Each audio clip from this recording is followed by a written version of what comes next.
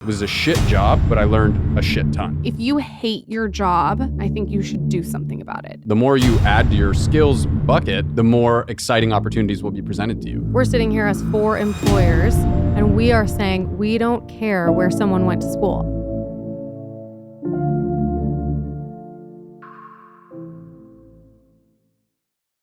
Welcome back to the show, guys. It's been a minute. I have to turn my radio voice on. It's probably tripping you out because we're just, you know me in real life. But I was looking just now at this, at the podcast app on Apple, and I was trying to say, like, when the fuck was Jordan and Nico on the show last? September 13th, 2016, episode number 28. That's what, you guys are OGs of the show. Ooh. And for people that have been listening since the very beginning, there's maybe 6 or 7 of you left. Jordan was here at the very beginning, like episodes, what, Jordan, 1 through 15? I think it was like 1 through 15. And Lauryn and I weren't really quite sure. Like Lauryn and I, like, we wanted to be the stars. And so we had the camera on us and Jordan was back off to the side, like out of frame, but you were there. This is an upgrade. Taylor, and Lauryn. Yeah, this is an upgrade. There's no marble floors with the horrible sound bouncing around. This is more professional. I think before we get into the questions, you guys should give context on who you are for those of you guys who are listening that don't know you. So obviously you're married, but we'll start with Jordan. Give us a little background. Give us your little summary of who you are. Well, I've known Michael since the day I was born. We lived together all our lives. You could say I've known him longer than Lauryn. You have? Yeah. Well, yeah. So I'm Michael's sister, little sister. I'm the middle sister. And that's pretty much what where you we go do. with You there. have kids, your husband. Give us the full 411. Mother of 2. My youngest is 6 months old and my firstborn is 3 years old. And this guy right here gifted me those children. So thanks, hubby. Welcome. We almost have the same fuck cycle. Because their kids are so close. We must be thinking similar. We literally joke because our kids are so close in age. We had to have been on the same fuck cycle. There's no other, similar. we were very close. I don't know what a fuck cycle is. But all right. I'm just thinking, like, our kids are so close. There must be just something in the moon that just All right, I don't know. You guys have We a didn't plan it text, either. Group text fuck cycle. gets and the the best- Bosstick blood boiling or something. The best part about it is Lauryn keeps her pregnancy secret for a lot longer than I do. So I'm like, I'm pregnant, la la la. And she's just sitting there pregnant, not saying anything for months. I just want some little speck of privacy in my life when it comes to my kids. And I just try to have that moment for myself as long as possible. See, I think on our end, all we get is privacy. So Jordan gets pregnant. She's like, it's my turn, motherfuckers. I'm pregnant. I'm back, bitches. So okay, mother of 2. This is my husband, Nico. I'm the co-founder of Influencer SEO. And I say co-founder because my husband helps me with a lot of things business related to it. So that's pretty much me. Nico, you want to introduce yourself? Sure. Or should I talk for you? Whatever you want to do. No. You make Nico, the rules go. here. No. So I'm Nico. I'm Jordan's husband. I'm a late entrant to the family in terms of comparing timelines here. Jordan knows Michael from birth. Lauryn pretty close around birth.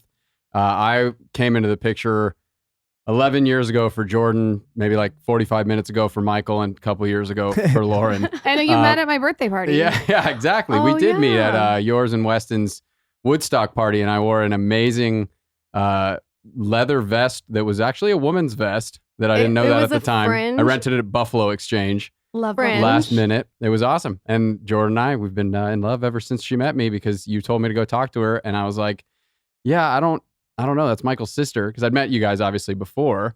And Michael's like, no, you're cool. I don't think he thought this is where it would end up, but here we are. I mean, you were wearing a lady's leather vest. I was a little concerned, but Yeah. And what do you do? I am a lawyer. I'm also an entrepreneur. I really am just somebody who loves business and seeing businesses grow and helping people grow their businesses. And I'm an advocate for living a good life and having a good time.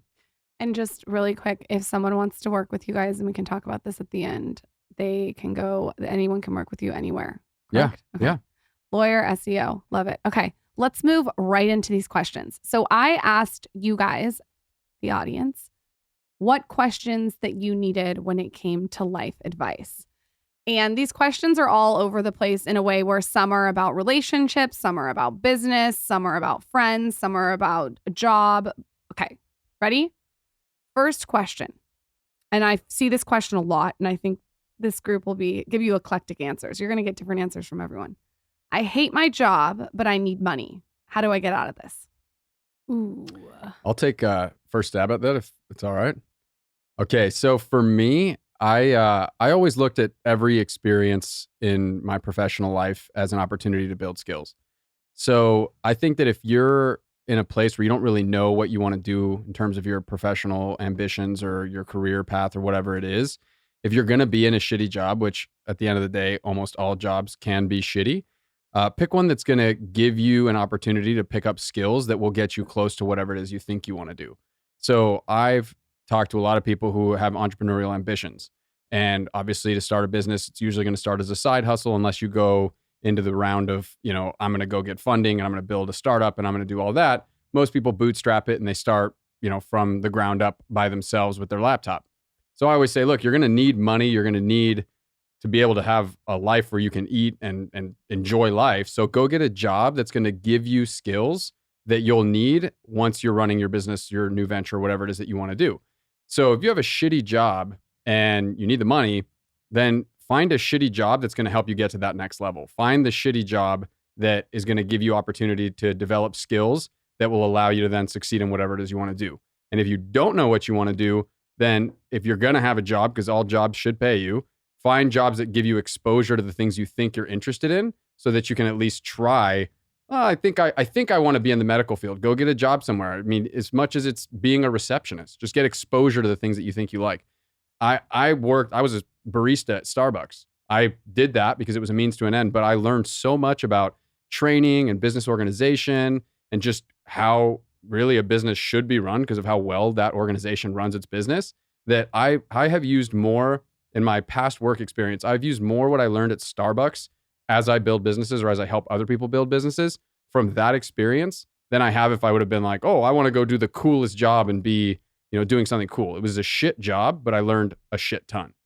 I think it really depends on I think there's two different scenarios. If you hate your job and you need the money, but you're like, you know what, I don't like being responsible for my own job. Like you don't want to be an entrepreneur or a freelancer, then I think it might be smart to really look about like how much do you hate this job? And maybe you do need to go find another job. But if you're like, you know what, I could freelance, take an audit of your skills. And there's so many ways to go out and like pitch yourself and get these quick little odd jobs. Like, I don't know, it depends on what you do, like I said, but if you're on like a graphic artist or something, you can use Upwork, you can get random things. So you don't have to be so miserable in that situation to have income. My advice is a little blunt. If you hate your job and you're sitting and asking this question, I think you should do something about it. And what I would do if I was in your position, and I've said this a lot, but I think like it's important to go back to, is I would go get a service industry job at night. So work from 5 to 11, 5 to midnight, work in the service industry job. And then during the day, put your energy and productivity towards something that you want to do that moves the needle. So you're at night, you're working, you're learning to multitask, you're learning how to deal with lots of different energies because say you're bartending, you're cocktailing, you're hostessing, you're getting that social aspect. But then during the day, you're actually having the whole day to be able to leverage whatever it is you want to do in your life. So say you want to be a writer, take 4 hours, 1 to 4 to write, then go to work in your service industry job, make the money, then wake up and do a strategy session in the morning. Like really plan your day around what it is you actually want to be doing with your job instead of working 9 to 5. Because you guys answered that well, and I agree with everything you said, Nico, in the beginning, is like if you're going to have something you don't like doing, at least make sure that it's pushing you towards something that eventually you're going to want doing. So I'll give maybe some side advice to the good advice that was given previous to this. One, I believe that if you hate your job, you will never be that good at that job. And the people that you're in that workspace with will outpace you, which means they'll probably be entitled to a promotion faster, a raise faster, growth faster, right? Because you just hate it and they may love it, right? Could be doing the same thing, but one person may hate it, one person may love it. So if you hate it, I would just at least be honest with yourself and say, I'm never really going to be phenomenal at this. And so it might be time to look for something else, especially if it's something that's not going to propel you towards something you eventually want to be doing. And the other thing is like what I would remind people is think about the position you were in before you had that job. I think sometimes people get stuck in this mindset where it's like, well, now that I'm earning this amount, like human beings do not like the feeling of going backwards, right? And I try to remind people all the time that you started without that job, or you started without that paycheck, or you started without that bank account with that bankroll. Like you can always go back, but people feel like going back is failing.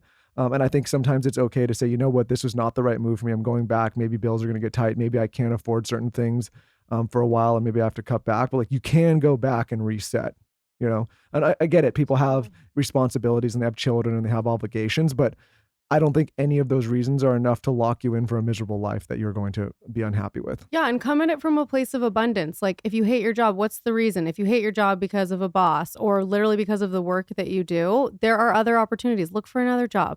Like, just look at it from a place of abundance and don't feel like this is my only chance to have an income. There are many ways to have an income doing the same thing for a different company. Like I said, freelance, like, just figure out what you need to do in order to like remove that unhappiness. Well, and speaking directly to that, and also kind of with what Lauren said before, I mean, I'm a lawyer by trade. I was trained to be a lawyer. I went to law school.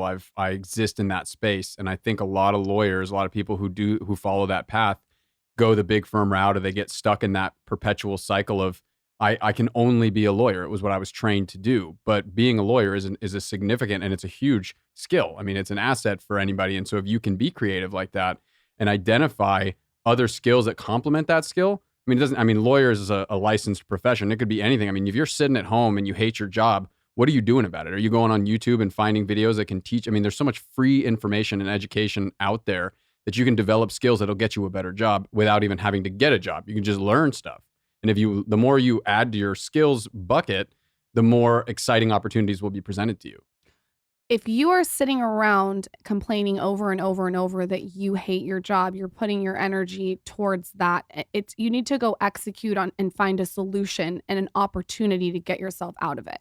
So I think you and I are definitely saying the same thing with that. One of the things that I think is so great about you just said this, is you went to school to be a lawyer, but you found ways to be multifaceted within that profession. And I think that you can be a lawyer, a podcaster, a blogger, an influencer, but you can find different ways to make it work for you and get creative. To just be like, oh, I'm a lawyer, so I'm going to work 9 to 5 and that's it.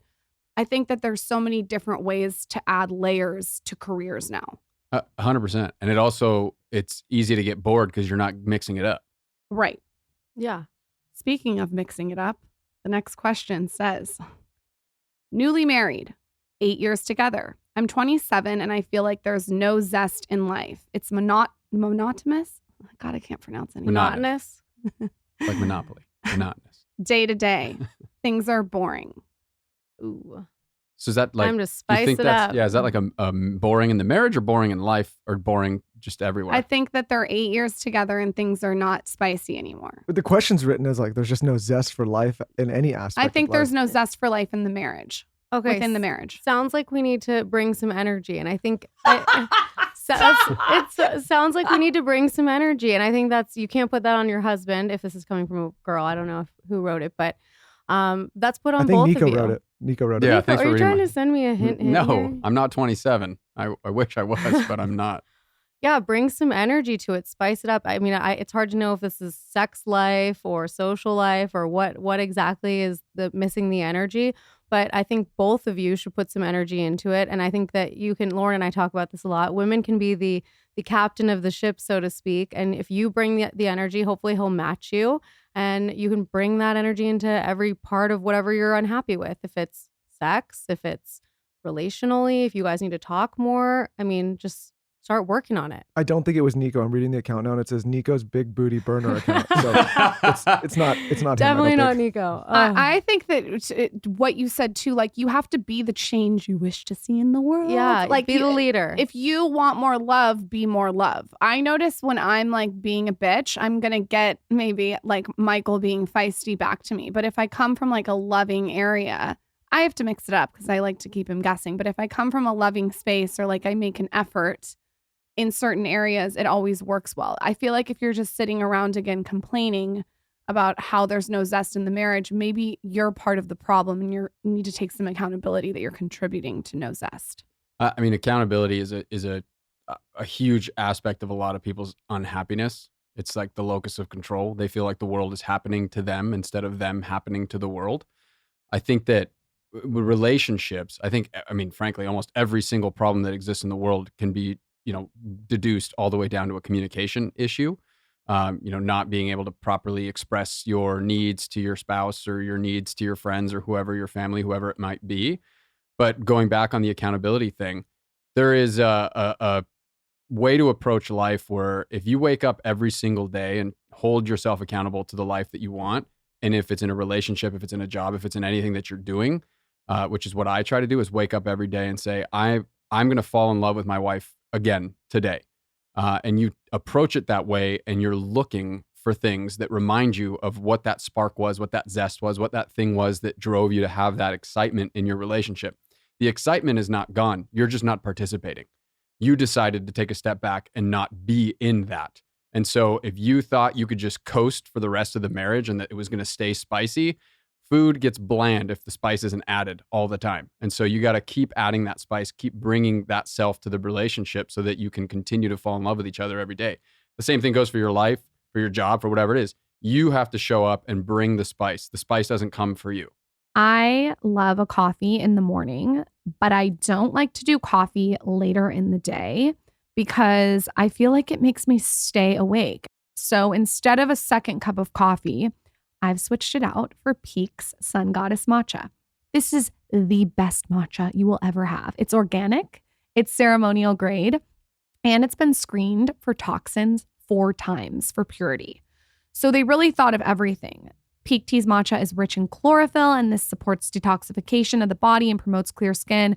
And most importantly, it gives me like a sustained, really calm, even energy, as opposed to making me spike like coffee. So I'll get the energy that I get from coffee later in the day, but I won't feel too awake to go to bed, if you know what I mean. I also feel like I have a lot of mental clarity with a super zen focus when I take matcha. I like to froth my matcha. So what I'll do is I'll steam some milk, just do like an inch. I'll put in my Peak matcha. It's absolutely delicious. While you're on their site, definitely grab their elderberry little packets. They're amazing for the immune system.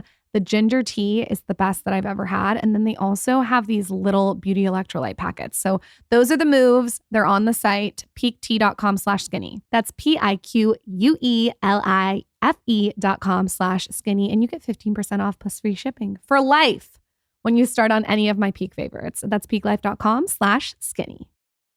I have been talking about Ritual since we launched this podcast. I'm a huge fan of their protein powder. I love it. I use it to make my protein oats, but I'm also a huge fan of their multivitamin. So it's a clinically backed multivitamin for women 18 plus with high quality and traceable key ingredients. This is really important because a lot of brands use ingredients that you can't trace. With Ritual, you can go on their site and you can see where the key ingredients come from. And they're all clean and bioavailable, which is super important. This specific multivitamin has 9 key nutrients. And one of them, for me, is really important, and I'm sure it is for you too. And that's vitamin D. They're big on vitamin D. They also have, obviously, another 8 key nutrients in the multivitamin, which you can see on their site. I do 2 capsules per day. The best part about this, though, is the vitamin tastes like mint. So it's like a minty essence in every bottle. And this keeps things really fresh. Ritual knows that it's basically impossible to get all the nutrients you need from your diet 100% of the time. So they invented a multivitamin that helps you focus on what's important. Of course, we have a code for you. Instead of striving for perfect health, aim for supporting foundational health. And we have incredible news for you. Ritual is offering all Skinny Confidential Him and Her listeners 10% off during your first 3 months. So you're going to visit ritual.com/skinny to start your Ritual or add Essential for Women 18 plus to your subscription today. I also would recommend the protein powder. It's insane. In all honesty, I think that, we have a lot of people on this show talk relationships all the time, both on the mic, off the mic. And I think there's bad partners, obviously, at times. Like you can end up with somebody that's not actively participating anymore, gone a million reasons that you don't have. But most of the time when you have these conversations, you realize that the majority of the time, the partner that's complaining is waiting for the other person to completely change before they decide, I'm going to change one thing about myself. So like, I think about this podcast has been very informative in our lives because we get to sit with so many people all the time and hear their stories. And so you obviously pick up some things along the way. And like a lot of the things you pick up are themes. Like, so one of the common themes you pick up is how common it is for people to expect other people to change without changing a single thing about themselves. Right. So like I could sit here and be like, I've lost interest in the marriage. I've lost the zest because Lauren's not doing X, Y, and Z. When 90% of the issues we face in life, to your point, Nico, could be solved with us changing something about ourselves or taking more accountability for ourselves. And people have a really difficult time taking personal accountability. So like my advice is maybe if you're struggling with the zest for life, like you have to change something about yourself first before you start externally expecting other people to do it for you. How about someone makes that a TikTok? How about someone makes that a TikTok sound and I just play it back to you? To that point, though, in terms of the experiences of different people's, lives and their opinions and their insights into it, I mean, people say that, your psyche, your personality, everything changes in every 10 years. They say that your identity goes through like a pretty significant shift every 10 years. And so people can grow out of a relationship. I mean, it's not. Sure, it happens. Yeah. But I think that the way I look at that is if I know that there's a 10-year cycle that I'm going to be a different person in 10 years, I think one of the biggest things I've looked at is I want to be holding my wife's hand and her to be a part of that change and me to be a part of hers. If you're not in it together, if you're not, we, like she said in the beginning, we're in business together. Everything I do, we do it together. It's our journey together in life. Now we're both uniquely interesting in our own right, in our own ways, and we have our own lives, but we're doing this together. And I think that point where you start asking, what is the other person not doing for me? You're starting to create a separate identity that is not, what are we doing together to make this work? And I think that goes to your point, Michael, of like, what you do is dependent on what you bring to the table, but it has to be matched. Yeah, 100%. I also think, and this is just a little tippity tip for both of you guys here, that it's nice when a guy does a little something. Yeah. Just make a little effort. Like it doesn't always have to be this big charade. And here's a little tippity tip for you. It's also nice when the woman does something or the partner in general. Yeah. So listen, Lauren, like on a this little show, love note in the morning. Lauren, I don't know if you a know little this. smack on the ass. Lauren, I don't know if you know this, but Nico's I'm mastered the smack on the ass. He randomly always gives me a little if you don't want to fuck your wife, there's a problem. No, and I'm 100% all the time.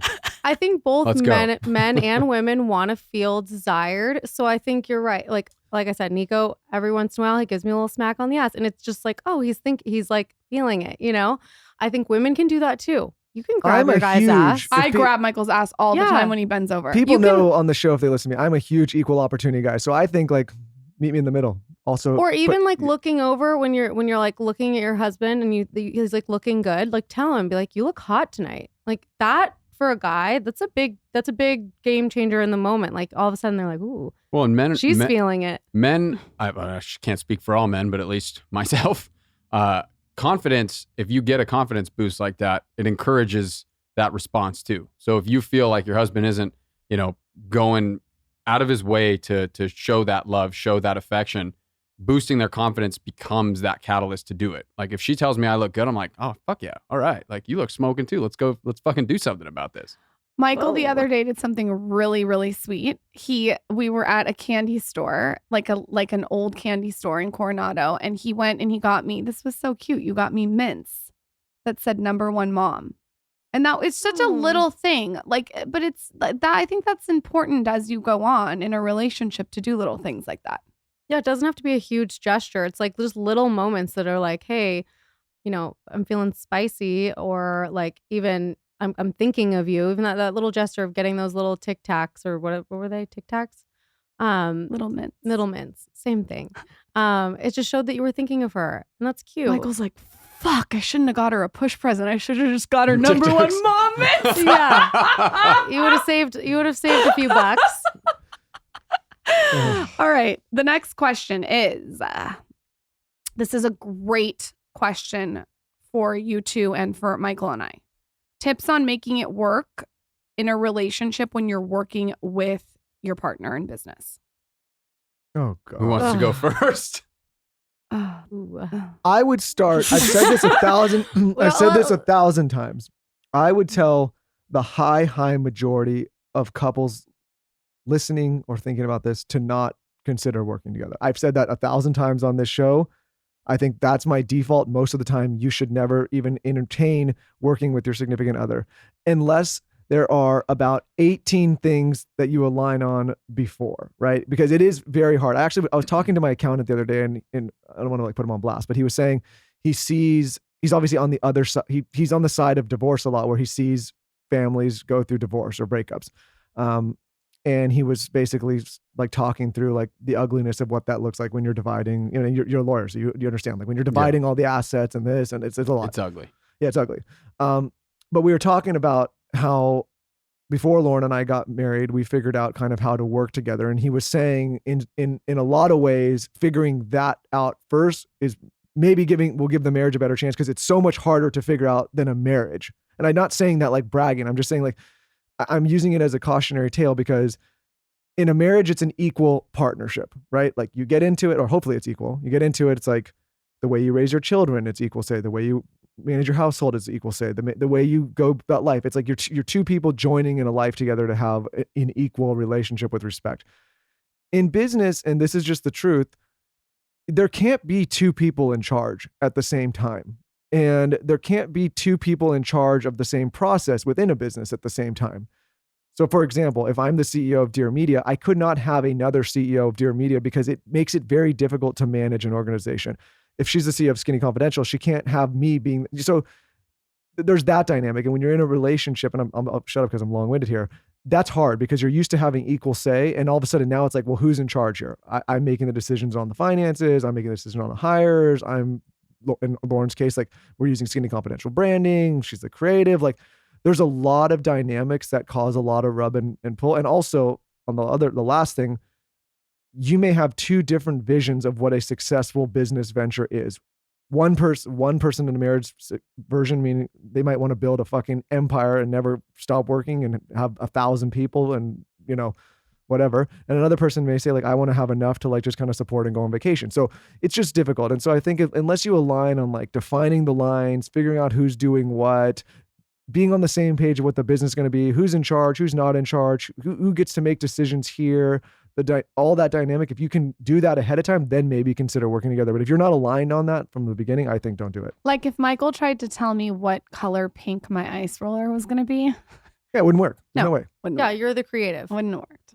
Well, I think there's a lot of what Michael was saying is, you know, I deal with business divorce a lot. I deal with business partners who go into business together and didn't do exactly what you're talking about as objective, hopefully not, not hopefully not, but just not romantically involved individuals who wanted to go into business together.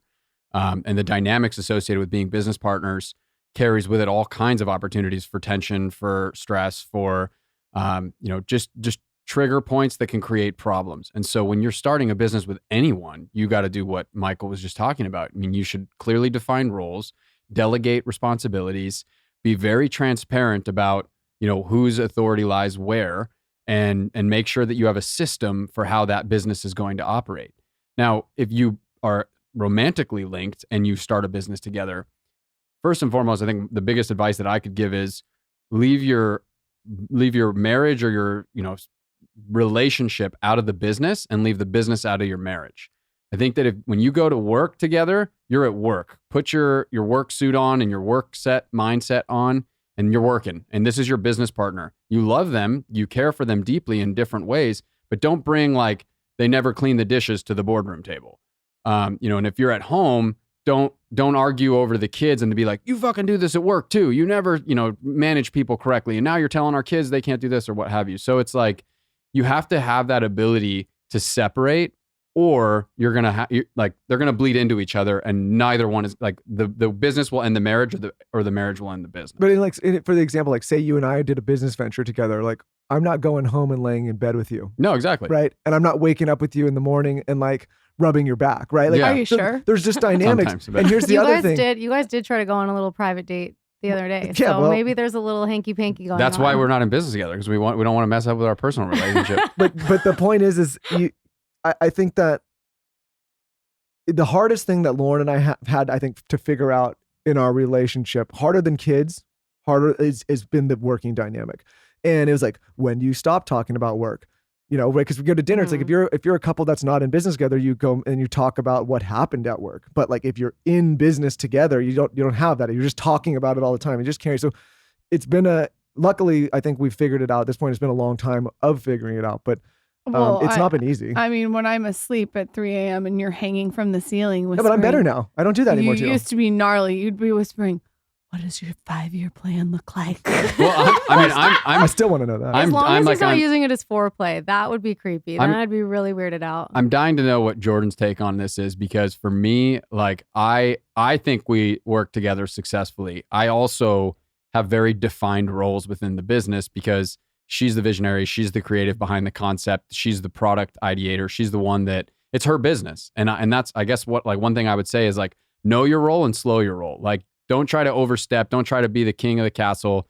If you're coming in, especially if it's someone else's business, like I want Jordan's advice in my legal and business consulting business, but she knows that that's my business. So she's not going to try to overstep and tell me how to run my services.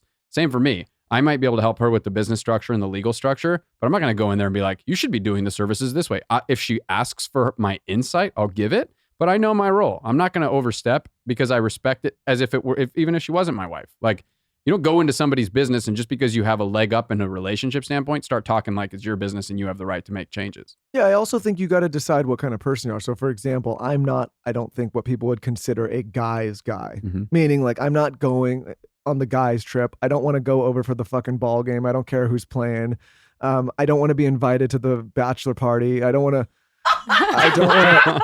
to do much, right? And so like, but I like being around my wife a lot. And so like in that regard, I was like, I want to create an opportunity in a business venture that enables me to spend a lot of time with my wife.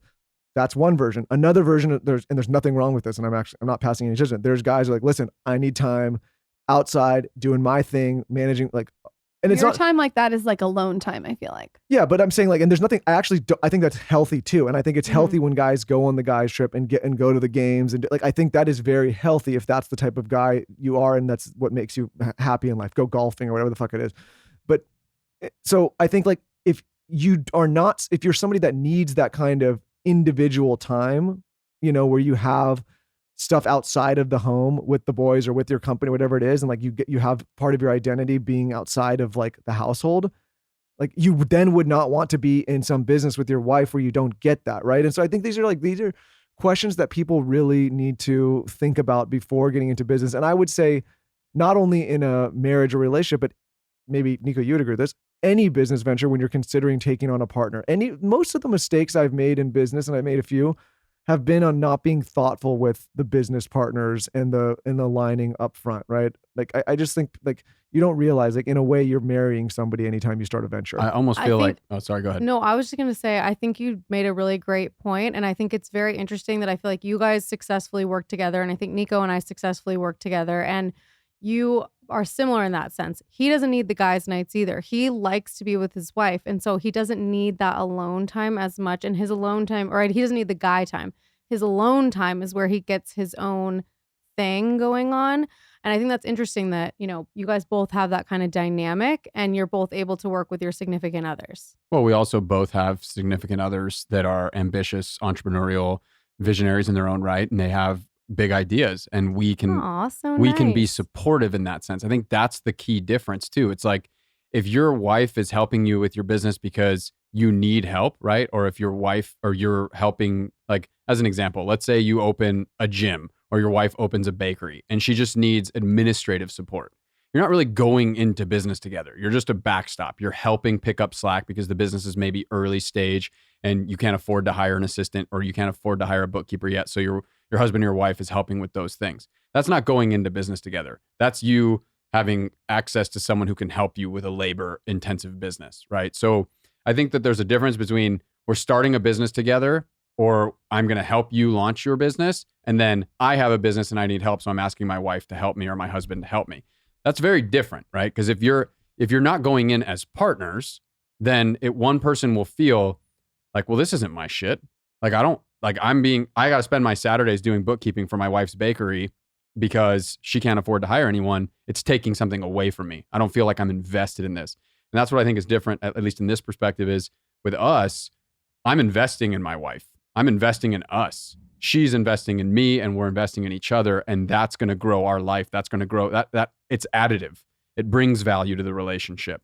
I think if you feel like your wife or your husband asking you to help in their business is taking away from your life, meaning it's an opportunity now that you don't have to go have that alone time, like Michael was saying, that's where it's becoming a negative, and it's subtracting from the value of your life, as opposed to giving you guys an opportunity to have a shared bond and a shared passion. Well said.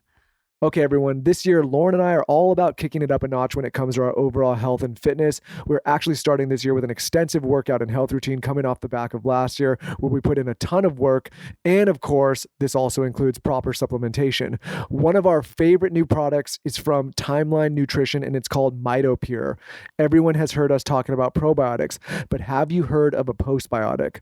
Postbiotics are active nutrients your body makes during digestion and are an emerging driver of good health. And MitoPure uses urolithin A, which is one of the first postbiotics shown to have major health benefits. What urolithin A does is upgrade your body's cellular power. This is going to give you energy to optimize. It's going to help you maintain muscle, which is critically important to longevity and overall health. Studies have shown that 500 milligrams of urolithin A alone significantly increases muscle strength and endurance with no change in lifestyle. It is an absolute game changer. MitoPure comes in 3 forms: berry powder, protein powder, and soft gels. I like the soft gels because you can just take them with the rest of your supplements very easily. You can take them on the go, travel with them. For me, they're just the easiest form to take it. So check it out. This is a game changer. Timeline is offering 10% off your first order of MitoPure. Go to timelinenutrition.com/skinny and use code SKINNY. Get 10% off your order. That's TIMELINENUTRITION.com/skinny. I recommend trying their starter pack with all 3 formats to see what you like the best. I like the soft gels, but try that one out. timelinenutrition.com/skinny. Since moving to Austin, I really made over my whole life. I wanted Austin to be like a sanctuary and a retreat. And I wanted everything to be clean and fresh and non-chaotic. And one of the things that I switched out was my cleaning supplies. I've talked about this, but I also switched out my kitchenware. I have been learning from a lot of people who come on the podcast that there's a lot of toxic kitchenware on the market. And so I found this brand. It's called Caraway. And basically it's a non-toxic kitchenware, so you can ditch the chemicals and make healthier cooking a piece of cake. There's toxic materials in a lot of this kitchenware. It's like PFAS, PTFE, and PFOA. You guys can go Google this and go down the rabbit hole. A lot of hard to pronounce chemicals that are in a lot of cookware.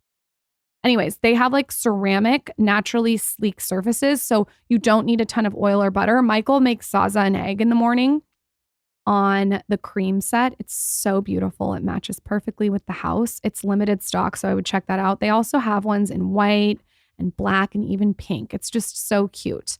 Very well branded. Anyways, of course, we have a code for you. They have 30,000 people raving about this. You're going to visit carawayhome.com/skinny to take advantage of this limited time offer for 10% off your next purchase.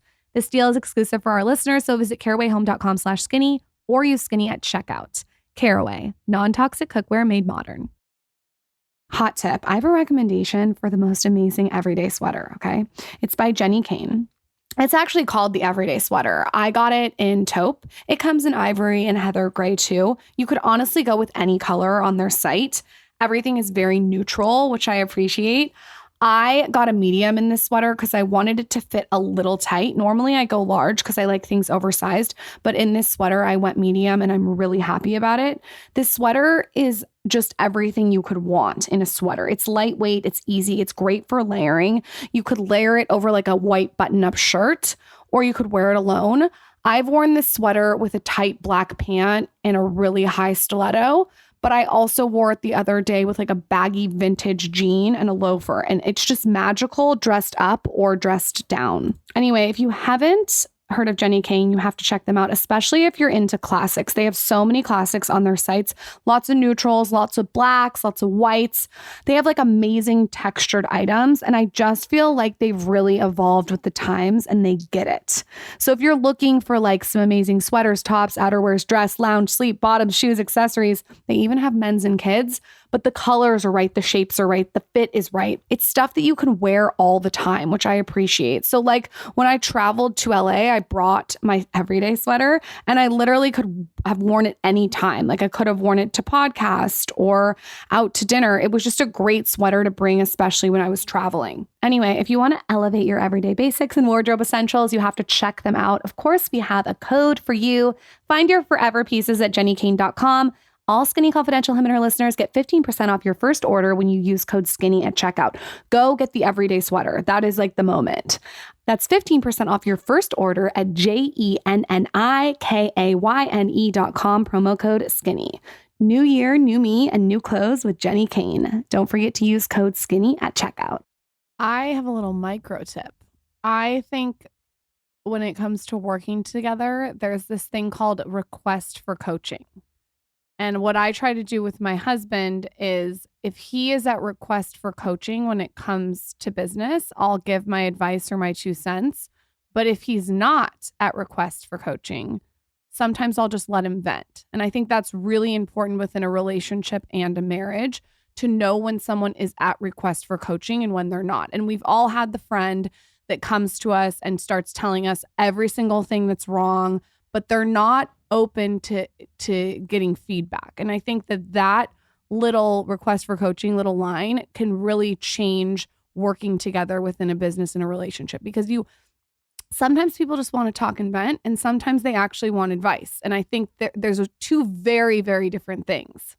Well, one last thing from my perspective too. I mean, I deal with business breakups. I deal with as a business lawyer, most of the time I'm working with people to build their business, but a lot of the time they're coming to me because there's a dispute with the partners or there's a problem with the business that was overlooked and it creates a challenge. And so a lot of the intensity in the issues that I deal with are elevated because you typically if you're smart, you get a lawyer before there's a problem. Most of the time it's remedial. People are coming to me to help them fix something. And I look at us being in business together as an asset. I don't look like a lot of people look at going into business with your significant other as a risk. I look at it as a benefit. I know her so well and she knows me so well that we can use that as an advantage in our business together. Because I see people who are in business together that don't know each other like a husband and wife do, and they can't figure out how to move past something because they don't know how to communicate with each other. Yes, it's easy for a husband and a wife or 2 significant others to fight over issues within the business, but leverage the strength that you have because you know each other. Like that is intangible value that you can't get with a random person. Totally. And just to add to that, I think there's always in business, whether it's with your significant other or not, there's going to be times where one person is going to take the lead and make a decision, whether like for him, for example, he takes the lead on anything related to like administrative, systems, hiring, legal, more the like business stuff. And I take the lead on like the creative side, the client side, the services side, the branding side, things like that. But throughout that process, we obviously talk and we have had disagreements about various things within both of those realms. And sometimes one person's right and sometimes another person's right. And over time, you might learn, hey, even though I'm the branding person, he was right at that point. I should have listened to him. But let's not dwell on it. Let's just keep learning and moving forward and moving on and moving towards the goal and not like letting it create resentment or anything like that. But just being self-aware and learning together, growing together within the business. Yeah. Being right for the sake of being right is wrong. I mean, it's just true. You're just trying to win the argument and be the person who is right. Like, what's the point? Your goal is to build something together. If what you're bringing to the table isn't actually helping build it, it's actually just tearing down your relationship, you're fucked. Next question. Ideas for a quick 15-minute morning routine. Working mom of 2, I leave at 6:30 and home by 5. And I feel like everyone in this group that I'm sitting with I think that everyone is very disciplined when it comes to their routine. So this will be an interesting question to answer separately. My whole day is thrown off if I don't get up in the morning, put my baby in the baby Bjorn, and go for my morning walk, listening to my podcast. Your morning routine is so, so important. So mine's a little bit longer than 15 minutes personally. But I go for a walk outside with the baby. Then I come back, I make a coffee, I take my vitamins, and then I work out. And then I'm getting the kids ready for school. Well, one kid ready for school. And then I have breakfast, and like that's my morning routine, and it's very simple. It's very simple. There's not even really anything crazy. It's mostly just the walk, the kids, and my workout. For me, with my morning routine, and this is the advice I give everyone, and I know that I'm like do 6,000 things and it can be overwhelming, but this is where I would start. What are your 5 or even 3 non-negotiables? For what are those non-negotiables? If it were me, one non-negotiable, and Michael Bosstick taught me this, is you got to get light in your eyes. You got to. That's why I love the walk. The walk is great. So I have to. So like sometimes I'll sit outside and have coffee. Sometimes I'll take a walk. And I can't take credit for that. Andrew Huberman taught me that. I just And think in like turn, light is a good thing. And then also like hydration, like huge hydro flask full of water. Cameron Diaz said that your body is like a flower. And in the morning, the flower needs to be watered. Like you got to water your body. So lots of water, minerals, vitamins, whatever that looks like hydrate the body. And then for me, just like a micro one is I like to make the bed. I think it sets the tone. It organizes my space. It organizes my mind. I'm meditating or listening to an audiobook. I also always recommend if you're going to listen to something in the morning, don't listen to something that's gossipy or not going to stimulate your brain. Like I try to listen to something that is going to uplift me, where I'm going to have a great day. And then motivation. The fourth one for me, and I think everyone at this table can agree, whatever it is move, workout, weights, Melissa Wood Health, get in the gym, take a walk, whatever it is. I'll let Nico go. I'll go last. So this, I have had numerous different hardcore morning routines, and I think that they've evolved. Obviously, when you have kids, that changes the dynamic of what your options are when you have, your set routines. I think that what was the hardest lesson for me to learn, definitely, find the things that get your energy levels up in the morning. You want to have positive, whether it's like ignoring your phone until you've had a moment to yourself or whatever it is. But I think the piece for me that is the most important is do everything you can to eliminate judgment in the first 15 minutes of your day. And what I mean by that is don't start thinking about what you did or didn't do or what you do have to do or don't project your day in your mind and create judgments associated with it. Like, oh, today's going to suck because I have to go do this, that, and whatever. Or, oh shit, I overslept a little bit. Now I don't get to have my morning routine.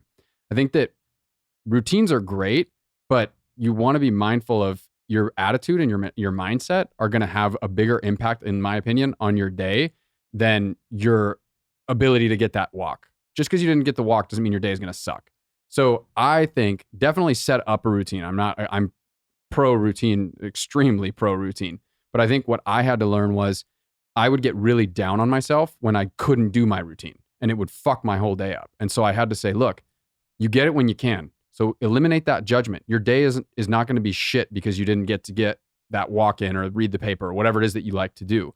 So if you can wake up and just say, I'm going to have the best fucking day today, no matter what I do, and set your mindset that way and then get into whatever you got to do. I think that the mindset will make the routines easier and will also make your day better. Okay. I think that's spot on. Good advice. I have 3 things. One, Lauren's done phenomenally well. Find yourself a partner. Actually, here's the thing.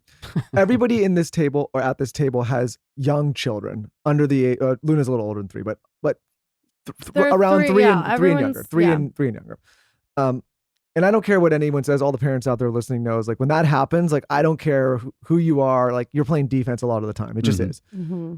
So step 1 is implement a little bit more discipline and get your ass up earlier. If you have only 15 minutes, you got to get up earlier. I'm sorry. It just is. I was not getting a morning routine at all. And I realized there was no way for me to get one unless I started waking up earlier. I was a 6:30, 7 wake up guy. I am now a 5:30 guy because I have to in order to get the time alone for myself. Even when he was hungover today, he's up at 5:30 because he needs time to himself. But it's because I realized I was just doing the same thing that this person that asked the question. I was playing defense, running around, cooking breakfast, trying to keep up with the kids, and it was impossible. So like if I really want a morning routine to set my day, I have no choice but to implement a little more discipline and get up. Now it's natural.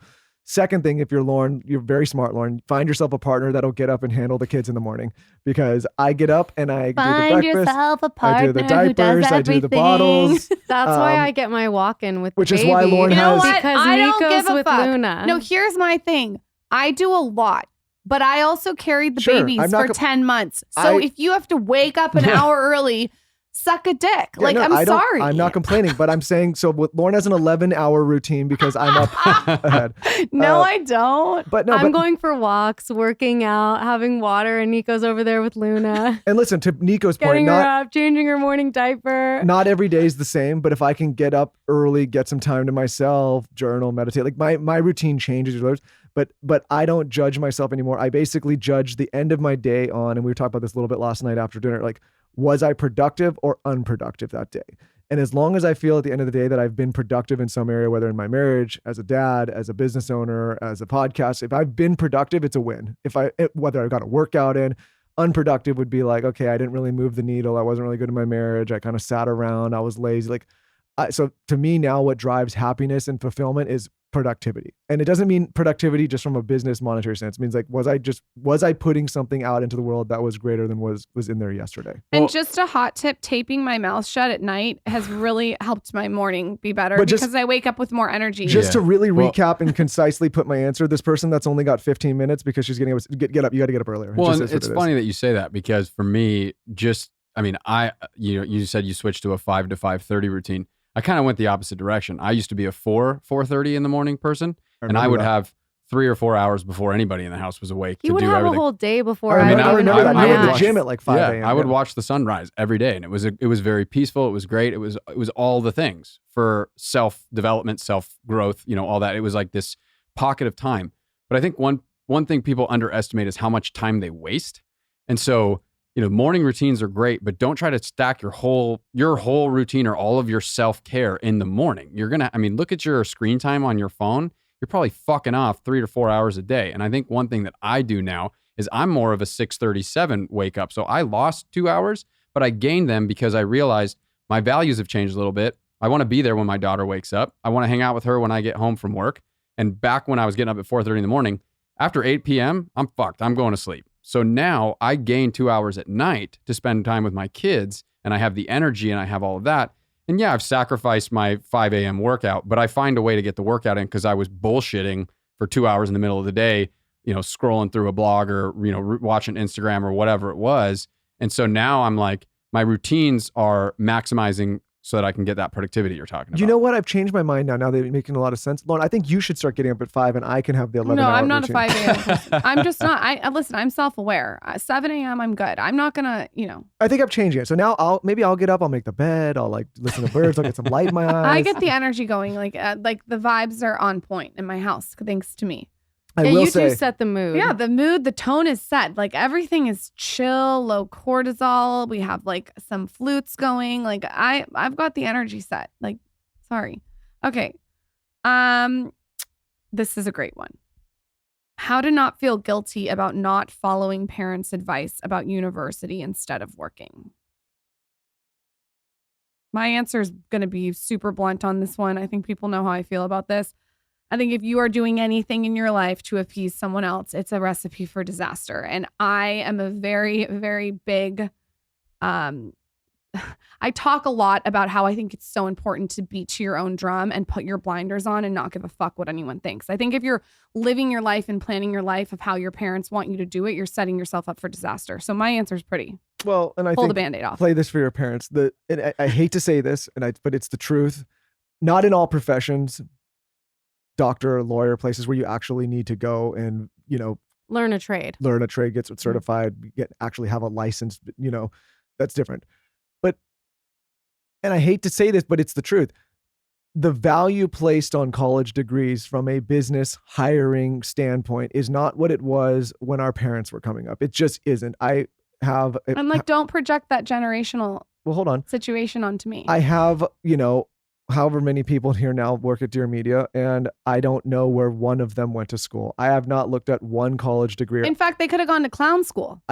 As a matter of fact, and here's what actually really matters now. There's a new generation of people that have a different kind of skill set that wasn't taught in a lot of the schools that we were all in school. Like when I was in school, social media influencer, podcaster, YouTuber, gamer, digital creator, like all of the e-com businesses, like these were not like things that people did. So there was no way to learn this in school. So now a lot of times when I'm hiring, I'm like, shit, if I need that graphic designer, I need that video creator, I need someone that understands SEO, or I need someone that knows how to run an e-com store. Like I'm going and looking at people that are actually doing this and know how to do it and have built a skill set. That might be an 18-year-old kid that didn't ever go to school, but they're a killer on some of these platforms that I'm not. And so I think, like, again, if you're going into a specific trade that requires a very specific license or degree, like, that's one thing. But if your parents just want you to go to college so that one day you can get a great job, I really think you got to think about what field of work you're going into. Yeah, if you want to be a doctor, obviously you got to go get the degree and you got to go to school. But if you want to be a more creative person, yeah, it's not worth the debt. It's not worth the debt. It's a huge expense. It's just not worth it. It doesn't make logical sense anymore. And I think, we're sitting here as 4 employers, and we are saying we don't care where someone went to school. I want to see what you can do. People get really upset when we say, and you'll probably agree with this. And I think everyone agrees. If your parents will pay for you to go to school and you can just go for 4 years and not take on a debt and they're happy to fund it, like between the ages of 18 and 22, and you can have a side hustle and like you don't have to take on debt, like go to fucking school. It's great, right? Go have the college experience. But if you're somebody that's got to take on a shitload of debt, you're not really sure what you want to do from a career standpoint yet, and you have to take on all that and you're doing it just to appease your parents who are not going to foot the bill, then I would say for sure don't do it. You know what I look for in a resume? I don't look at it. Same.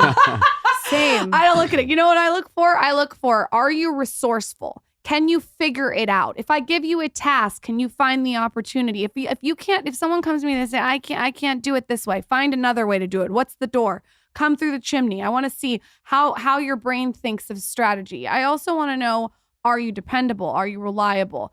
Are you organized? Can you execute? If you can do those things, if you literally went to college for sea monkeys, I don't care.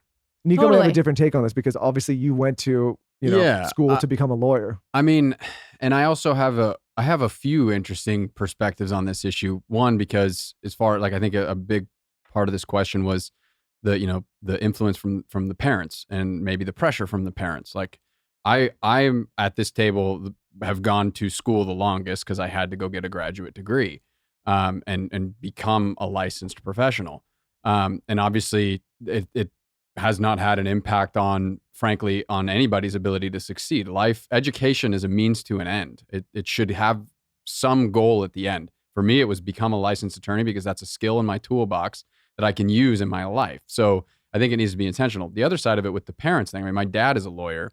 And so there was a lot of, not pressure, but a lot of influence in what guided my decision because I wanted to follow in those footsteps. But I also was fortunate enough to surf professionally after high school. So I was able to not go straight into college at 18 years old. And I got to travel and surf and party and be a complete asshole for 4 years. And so I didn't go to undergraduate college until I think I was 23 when I started. And I went to law school. I was one of the oldest people in my law school because everybody else was like 21, 22, just got out of their undergrad. Most of them lost. I had no fucking idea why they were there other than it was just they did their poli-sci and now they're going to be lawyers. When I was surfing, I was partying, but I always had in the back of my mind, this isn't going to be it. I'm not good enough to be a lifelong surfer. This is not a career opportunity. I just took advantage in the moment of an opportunity to get paid to travel and surf and frankly be a irresponsible human being, which you should take if those options are available. So on one hand, what's in front of you? Is it, like you were saying, is it the parents are going to pay and you can go and kind of fuck off and party in college and have fun? But what's the point there? At that point, you don't have to go to college to party and fuck off. You can do that anywhere. So I think if you're going to go to school, whether it's because you're being influenced by your parents or not, it should be intentional. So when I decided, okay, this professional surfing thing has really just been a big party. It's not a career move. I realized, okay, I need to go to college. So I went to business. I majored in business because I knew there were going to be skills building opportunities there that were going to teach me things about what I eventually wanted to do, which was be a business owner. After that, I had an opportunity after I graduated my undergrad to take over my dad's law firm. So going to law school wasn't like, I'm going to be a lawyer because I, want to, sit in the high-rise office like if I was on that show Suits. It was, this is another thing I need to do to achieve something. I can't own my dad's law firm unless I'm a lawyer. You have to be licensed to own a law firm. So it was a means to an end. It was another skill development opportunity that had a certificate and then an opportunity to be licensed after it. So me going to school was intentional, like you're saying. It wasn't to be a lawyer. It was to pick up a skill that was going to be an asset. So if you're going to school for political science or communications or something that are generic and don't really have an end result, again, if it's like, I'm going to go to law school after, so I'm going to be a poli-sci major. I don't know what people learned as political science majors, but I'm set up better for success as a business major than I would have been if I studied political science. It's And what I that's- tell people. Yeah, that's a good point, because I think a lot of people do go to college because they're trying to get that check mark of like, I went to college, I'm going to get the job. And I think that's the thing we're kind of saying too. I is wish that I didn't. I wish that I had. the like, tides are turning. People are not necessarily, employers are not necessarily obsessed with the degree. no, because anymore. because the problem is a lot of the degree doesn't translate into what's actually taking place in the workplace nowadays, right? Like, so like, if you worked in an entity like this, there's not a school I go to and say, give me your best candidates that graduated with this degree. Because even now, like, this is a new, like, podcasting's been around for a while, but the way that we're marrying into digital and e-com business, all these things, like, there's not like a person that can be like, hey, give me your best pool of legal candidates that came out, or give me your best doctors, or give me your best business finance majors. Like, I can't really go there. So I think there's that. But one thing I talk to my business partner Weston about all the time is, I wish, and listen, I'm not really living wishes, but if I could have it my way, or I could tell my kids something about school, we had no clue what we wanted to do from a career standpoint. And I think a lot of young people don't. And you get in this weird stressed environment where you feel like you have to have your life mapped out at 18 years old, and you have to know what you're going to do from a career standpoint. If I could go back now, like, I was a regional development major with a business minor. What the fuck is regional development? It has nothing to do with what I'm doing now. Yeah. But if I could go back now, there's a lot of things I would have definitely taken a bunch of finance courses, because I had to learn that the hard way, understanding capital, understanding how to raise capital, understanding like all of that. And nobody taught me. I had to just learn it the hard way. I would have probably gone into some coding or engineering degree so that I could learn how to code websites, so that I could learn how to build stuff online. That would be one of mine too, being an Right? SEO, Like, coding. because I would have done now that. everything that I'm doing is highly dependent on working with a lot of people like that. Even things like, in a weird way, graphic design or, video creation, things like that, which you can actually hire a lot of that and outsource for what I do. But the point is like, my degree at the time did not correlate into any way that I could translate into something that I was passionate about in business. And so I learned a lot of things in college, mostly how to party and mostly have some independence and like do all that. And luckily I didn't have to foot the bill. But if I would have had context like you had and maybe tasted a little bit more of real life experience, I would have gone back like, okay, now I need to get this type of degree or this type of certification or this type of course, because it would have helped me. There's a lot of shit I just had to find out the hard way. There's a lot of people that are right now pushing, and I think it's smart to push this. They're talking about doing a gap year. They're saying, look, after you graduate high school, whatever you think you want to go study in college, if college is the route that you want to go do it for a year. Go, get an internship. If you have an opportunity, go work for a nonprofit. If you want to save the world and you want to be an environmentalist, go work in a nonprofit before you go and get the debt and then maybe change your mind. I mean, you know how many kids I knew in law school that were like, I'm here to save the planet, and now work at an insurance firm because they need to make some fucking money. Like, at the end of the day, there's nothing wrong with being altruistic. There's nothing wrong with wanting to change the world, but you don't have to go to school to do that. I was lucky. I was 24 years old when I started my education. I was learning how to read financial statements in business school that most people that I have you had hired, an idea of what you wanted to do. And I was working for my dad at the time. So when I was sitting in a meeting with him looking at financial statements, I actually knew what the fuck I was looking at. Other people are like, well, Dad, you want to talk about political science? He's like, no, fuck you. I need to make money. Let's talk about the businesses and the operations. I think one of the more fucked up things they do in this country is make people take on a lot of debt before they know what to do. No, and to bring it back to the question of dealing with parents that might be pressuring you, I think another thing that, like, dealing directly with your parents, you need to figure out what it is, like, what is the reason that they are so obsessed with this education? Is it the education? Is it the check mark because that's what society is saying? Like, know what that is and then attack it a little bit logically, because if it's the education, we have the internet now. You can learn anything. You can build your own degree for free on YouTube, basically. I mean, you won't have the certification, but you'll have the education. And when you go to an employer and you say, I have all these skills, I can code, I can do graphic design, I can do SEO, I can do whatever. That's what we're looking for. That's what employers are looking for. We're not looking for whether you went to, ASU, which that's where I went. Go Devils. But hold on. But one thing I do have to say, because it's maybe it's because I have exposure to it. There are businesses and there are like law firms and even businesses like that are looking for Harvard MBAs. I mean, there is Sure. a route. Like, let's not. And I know we all understand this, And if that's what you want to do, then fine. But there's just a do that for that reason. prestige aspect to that. That starts becoming clout chasing as opposed to skill building. Like if you're gonna go, if your mom and dad went to Harvard and they want you to go to Harvard, and you're like, no, fuck you, I want to go be an influencer. That's gonna be a hard sell to them. But like, if you want to be a rebel, do it. Like, you don't have to go to Harvard to be successful in every space. But like, that doesn't mean that, like, again, know why you're going to college. Don't just like, if you're just going there for the prestige, then you're not asking, should I go to college? You're asking, does this matter? And that's a question you have to ask yourself. Let's also distinguish between Harvard, Stanford, Yeah, 100%. MIT, places like that compared to like the local community college. Exactly. Or where Jordan went, ASU, or where I went, U of A. They call it the Harvard of the desert. No, they call I thought they called my school the Harvard of the desert. No, let's argue But about my point, hold on, real quick. Some of those schools that those people go to, the graduates, the families that have been involved, the money that's in there is like you're getting a master's in networking right off the bat just because of the people and the families and the money and the opportunity that are there. But the high majority of people that are listening to this show do not have the opportunity to go to Stanford, Harvard, MIT, like some of these places that it's just like, I mean, if you can go there and get in there, I say take it. But most people, well, and if you can't go to those schools, right? Whether it's access, financials, whatever, then I'll agree with what everybody's saying here. It doesn't fucking matter what school you go to. Like, that's why for me, like, I didn't care what law school I went to. Luckily I was able to stay in San Diego and go to one of the better schools there. But I didn't really give a shit because it was a means to an end. I didn't matter. Like, my dad, to take over his firm, it didn't matter if I went to Harvard or fucking Tijuana Law School. It doesn't matter. Like, I just needed to be able to sit for the bar and become a licensed attorney. So it was a means to an end. I also think, and then we can move on with this question because we have other ones, that sometimes parents are projecting their own shit onto you.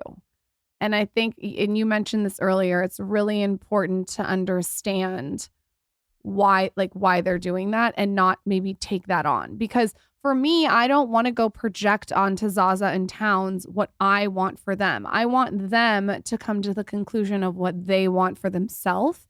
And I want to deal with it in a non-judgmental way. And last point on that real quick. There comes a point too where you don't even have to prove yourself. If they're not, like, you don't have to make your case. You just got to do you. It's your life.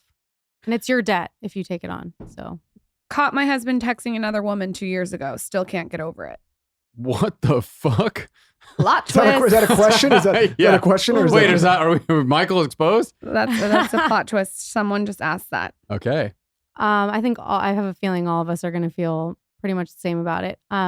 This was 2 years ago. If I caught you cheating or caught you talking to another woman, texting, not cheating. Wait. What do you mean? Texting. Oh, the question was 2 years ago. I was like, what do you mean 2 years ago? Yeah. I haven't. No. Wait, No. the question was said read more 2 as a years statement. ago. Yeah. Yeah. Okay. She said she caught her husband texting 2 years ago. She caught her husband texting another woman. She caught her husband texting another woman 2 years ago, and she's not over it. Okay. I probably, and this is going to come off real harsh, but I think if you caught your husband texting another woman 2 years ago, you should have been peace out, bye. I know that can be complicated. Maybe you have children, maybe all those things, but I think once the trust is broken, it's very hard to repair. If you guys are not actively seeking to repair that, then yeah, of course you're still going to be angry about it. Of course. I think everyone's different. I think some people, aren't going to care as much if your husband's texting another woman. I mean, for me, like what's what you just said, I feel like it speaks to the person's character and it's a lack of integrity. And if you're going to do that, what else are you going to do? As far as not being able to get over it, I think that the pass to get over it has expired. So you either, in my opinion, you either really got to get over it or you should take an exit. Yeah. I need a little more context. Did he just say hello? Was he? It was texting. No, it was a texting conversation. Well, I mean, listen, I think, again, people get irritated when I say this. Screenshots. Did you know? 2022, you guys, there's screenshots. You can't do it. You can't cheat in 2022. People get irritated when I say this, but I've said it 1,000 times on this show. There's windows of opportunity and everything in life. If this happened at the time and you chose not to do anything about it or voice concern or leave or go to counseling or whatever, it's like you've kind of said, I've accepted this and I moved on. To bring it up 2 years later, it's like a little too late, a little too little. And so I think again, like it's hard to go back 2 years later and say, because if this bothered you then, you should have done something then, as opposed to sit here and complain about it 2 years later, right? People get really upset because, of course, you're like, I have kids, or I get there's life and there's complications, but harboring resentment for 2 years without some kind of solution or some kind of conversation, maybe that has, I mean, this question is very just like quick. To me, I was like, I don't know what else you can do now. You could either, I guess, leave or not. Okay, let me Leave or ask you you, stay. what would you do if you caught me texting a man back and forth in a very flirty way? Well, I think that, I mean, it's a very complicated question. I would address it right then and there. One, I would try to understand, like, is this a moment of weakness? Is this something more where there's like It's an giving emotional affair. is emotional? I think an emotional affair is worse than a physical affair. That's my personal take. Because a physical affair, like, you can have a moment where like, oh, I like something, like lust hit me, but an emotional affair means like you are seeking something from an emotional mind standpoint outside of the relationship that you're not currently getting, that you're craving. Like, everyone has sexual cravings, and you can have a slip up, especially like, in different environments.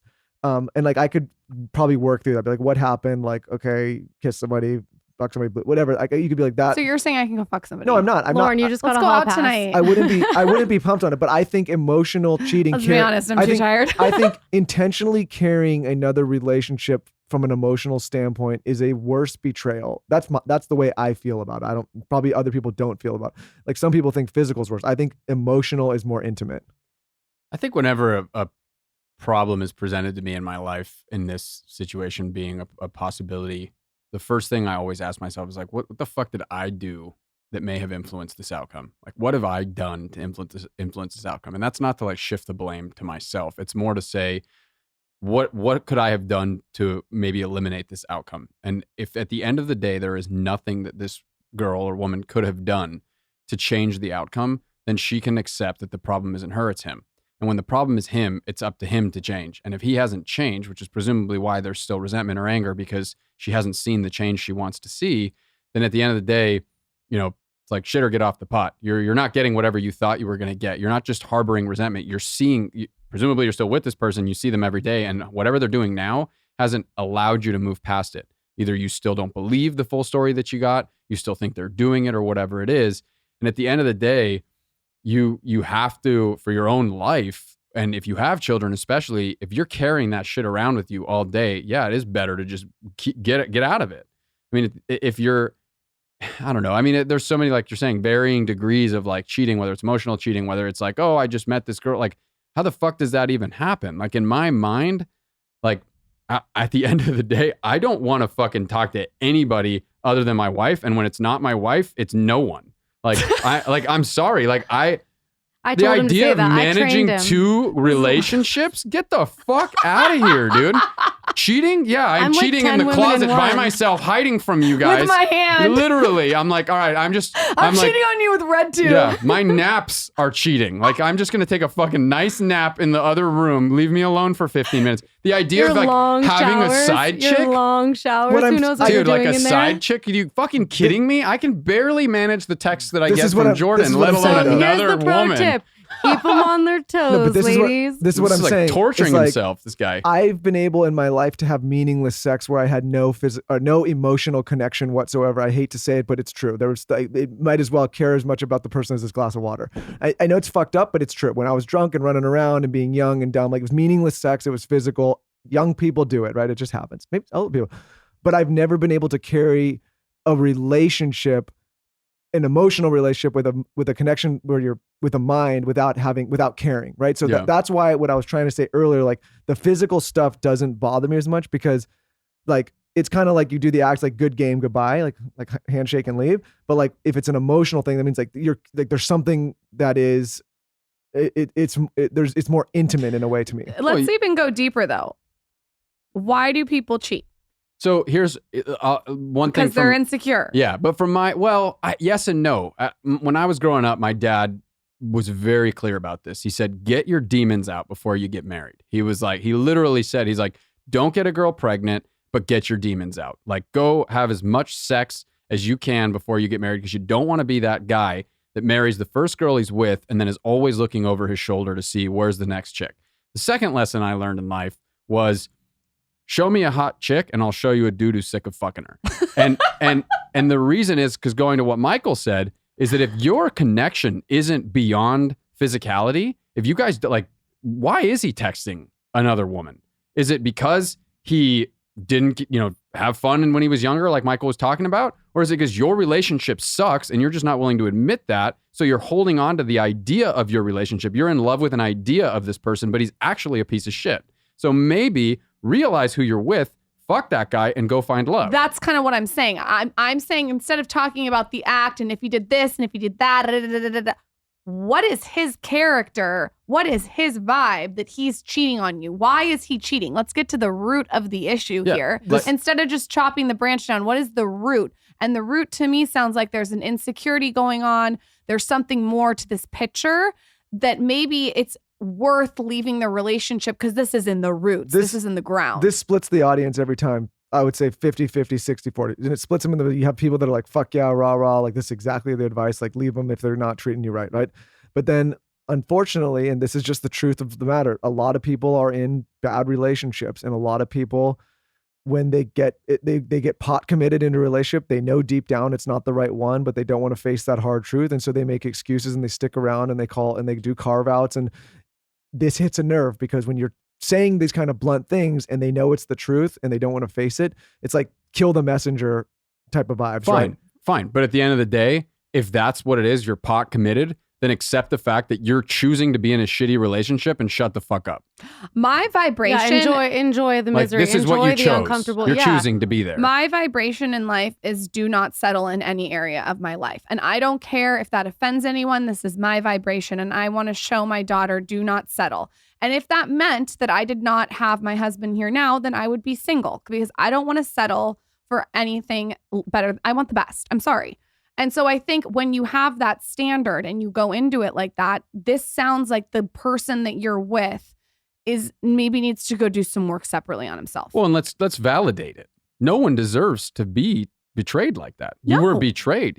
I am validating what you feel, but what you do is your decision. It's not, you can't be like, oh, he was texting another girl, so now it's up to him to fix the problem. No, it's your fucking problem to fix. You either need to fix whatever it is that you're in, like I'm in a shitty relationship, so I need to get out of it, or you need to make very clear expectations and then hold that person to account. Like we have guidelines, we should have guidelines and rules in our lives. Guidelines are the things that are the strategies, are the things that we're trying to do. The rules are where you draw the line. If in your mind, you drew the line that you can't text another woman, then what the fuck are you doing? The game's over. You drew that line. But if you're going to be like, no, it's a guideline, he kind of shouldn't text other women. And it's like, well, you've created that space for that to happen. I'm also going to give a hot tip here. This is just a little nudge, girl. If you caught him texting another girl, having an emotional affair, there's probably more. If there's smoke, there's fire. Yeah. And let me tell you that if you see him doing something like that, there's something else you're not seeing. 100%. 100%. And I think, like I said in the beginning, if there's no trust and you're sitting there still harboring this, the relationship probably has many other holes outside of just he texted another woman. And we don't know because we don't know the exact situation, but I'm assuming that the relationship has many other issues and that both of you probably aren't happy if that's happening. People get past this, though. There are people who have gone through affairs and their relationships survive. So it's not, I don't want to say that it's not possible, but if it doesn't sound like it's whatever you're trying to do is working. So, well, no, and I think if you are still harboring the anger, then I don't know if that is you. I don't know if you are the couple that can get over this because it's 2 years later and you're still upset. It's like what I said. Listen, and I'm not putting this out there, but like I can see how, like, okay, if I put less importance on the topic of, I'm just going to say use sex. If I put less importance on that, and then Lauren was had some infidelity and had meaningless sex for some reason, like it would be easier for me to work through that than if she was having an emotional affair, and I would be more inclined to work through that with everything we've built and everything we've been through with children. So I think, like, to your point, but at the same time, if you don't have a lot of reason to keep hanging out outside of, like, you have this idea, like there's a lot at stake is what I'm saying for her and I at this point. It's like there's kids, there's businesses, this. It's like, listen, I'm not giving you a hall pass. You don't have that. But my point is, I can see why people would work with it. But what I would hate to do is be like, okay, it's fine, and then not say anything for 2 years and then be pissed off like I didn't solve it. Well, it's a new relationship at that point. Yes. You're not going back. I think ending this on the note too, that listen to your intuition. Like we're so trained lately to listen to like what other people tell us and what the news tells us and the media and the this and that. What does your intuition tell you? Sit and be introspective and really think about that. Jordan and Nico, that was so much fun to give advice. We have so many more questions. We literally got hundreds of questions, so you guys will have to come back on. This is like a vintage episode. You know, we'll have to do It this. started as the Ask Him and Her show. Remember that back in the day? We had the hashtag Ask Him and Her, and I was the one reading the reader questions. But we don't do this. Listener We don't do a lot questions. of these kind of things anymore. It's mostly just talking to people. This foursome was fun. great. We'll have to do it again. Definitely you guys will do like another Instagram story and another podcast like this next time they're in town. Where can everyone find you guys? If you guys, I just want to say, like, before we go, Jordan's SEO business has changed the Skinny Confidential. We've used her SEO services for Pinterest, for my blog, and also one more thing I feel like. Pinterest in my blog. No, Pinterest in your blog. Pinterest in my blog. And her services are absolutely amazing. If you're an influencer, you need SEO. It's so important. It's such an important part of the business. And then Nico is an incredible lawyer. He has helped so many people in my family. He's helped me. Saved my ass multiple times. Yes. If you guys are looking for a lawyer, obviously you can tell he's very articulate, well-spoken. Definitely check him out. Where can everyone contact you guys if they want to reach out? I mean, you can find me on Instagram. Nico Becerra ESQ is my handle. You can also go to plastichuman.com. That's my like fun hobby side gig blog thing that I do, where I just throw up ideas and some random content up there. But other than that, I mean, it's easy to find me. And I love working with entrepreneurs and working with people, and I just like networking and connecting. So reach out, definitely. You can find me at Jordan T. Becerra on Instagram. That's my personal Instagram. And then on Influencer SEO's Instagram, which is just Influencer SEO. Thanks for coming on. You guys can come back anytime, give advice, shoot the shit. Yeah, thanks for having us. Sounds This is good. actually really cool, I guess, for what it's worth, to see the evolution of what this podcast has become, and then just the evolution of everything else. I mean, it's awesome to see it and be a part of it and be able to play with you guys here and have fun with you. So thank you. Thanks for having us.